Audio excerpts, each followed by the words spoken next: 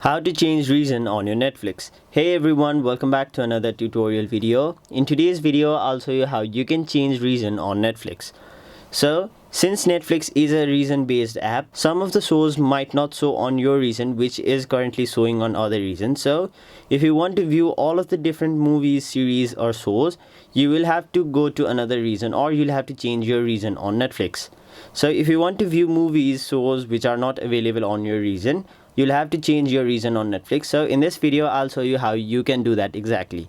So, to do that, first of all, go to your Play Store or App Store and then simply download any VPN. So type in VPN and then you can download any VPN which shows up. So for now, I'll simply download this VPN right over here. And now once the download has been completed, simply open the VPN app. Now let's accept and continue. After that, simply connect to a VPN where you want. Now go back to your Netflix, and then your region will be successfully changed on your Netflix. And if it doesn't change, what you'll have to do is simply close the Netflix app and then open it once again. So that is basically how you change region on Netflix to watch any movies, shows or series which are not available on your region or your country. That was it for this video. Hope this video was helpful to you guys, and if it was, make sure you like this video and subscribe to our channel so that you don't miss out on further videos such as these.